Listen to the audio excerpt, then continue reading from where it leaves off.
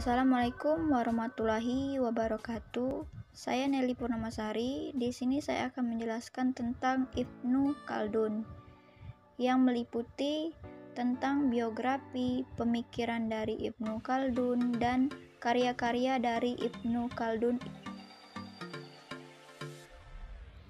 Ibnu Khaldun memiliki nama lengkap Abu Zaid Abdurrahman Ibnu Khaldun.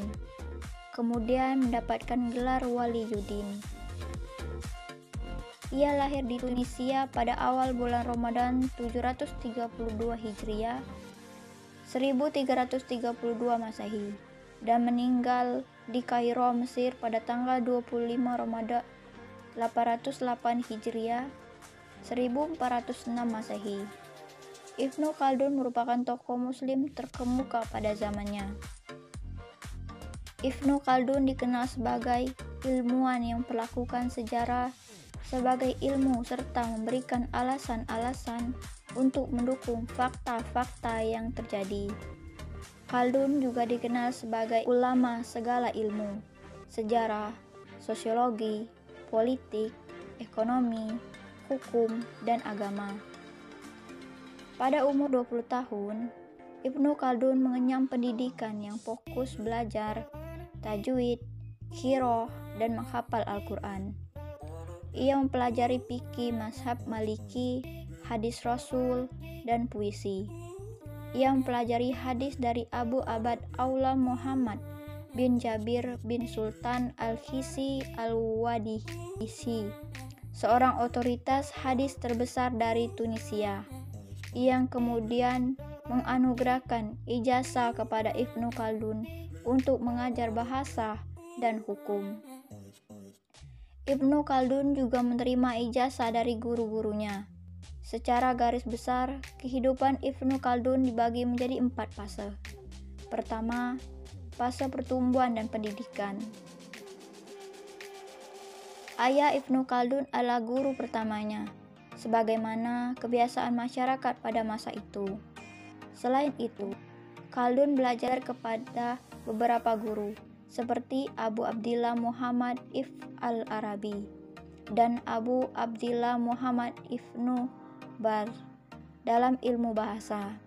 Sedangkan ilmu fikih ia pelajari dari Abu Abdillah Al-Jiyani dan Abu Al-Qasim Muhammad Al-Kahir. Pada fase ini, selain mempelajari ilmu agama, Khaldun juga belajar filsafat, tautologi, ilmu alam, matematika, dan astronomi.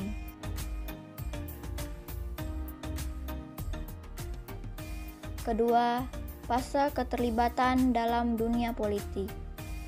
Karir politik Ibnu Khaldun dimulai saat ia bekerja sebagai tukang stempel surat dalam pemerintahan Ibnu Tafrakin.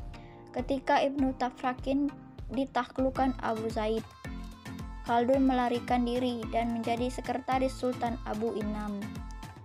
Namun, Khaldun kemudian dipenjara oleh Sultan Abu Inam selama 2 tahun.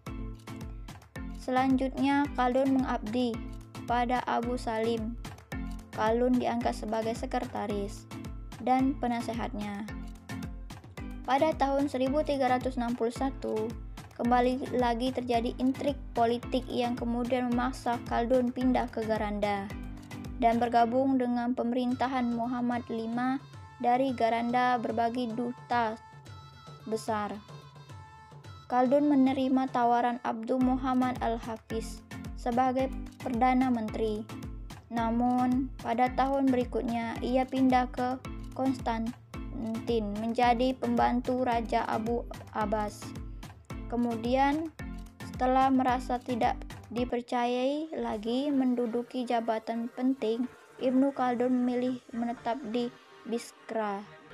Di tempat inilah kemudian Ibnu Khaldun memutuskan untuk meninggalkan panggung politik Parkis yang dulu pernah melambungkan dan membesarkan namanya. Kemudian ia memilih menekuni bidang keilmuan. Ketiga, fase di mana Ibnu Khaldun mengembangkan keilmuannya. Fase ini berlangsung dari tahun 776 Hijriah sampai akhir tahun 780 Hijriah. Fase ini merupakan fase kontemplasi Ibnu Khaldun. Dalam fase singkat ini, ia berhasil menyelesaikan salah satu karya monumentalnya, Al-Ibar serta Muqaddimah. Keempat, fase akhir kehidupan. Pada fase ini, Ibnu Khaldun benar-benar telah mengundurkan diri dari dunia politik.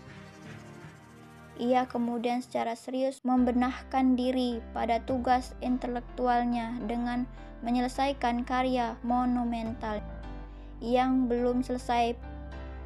Seluruh karya yang ia hasilkan diberikan kepada pengusaha. Perjalanan hidup beliau yang paling menarik adalah pertemuannya dengan Timur Leng saat Timur Leng berhasil merebut Suriah dan Aleppo. Penduduk Mesir sangat ketakutan sehingga menghimpun kekuatan di bawah kepemimpinan Sultan Al-Tahir Al-Barqu, merupakan pengusir bangsa Tartar. Ibnu Khaldun juga ikut berperan atas dasar perintah sang sultan, karena setelah beberapa antaran Mesir dan Timur Leng selama lebih dari 1 bulan, tetapi tidak ada pihak yang menang secara mutlak.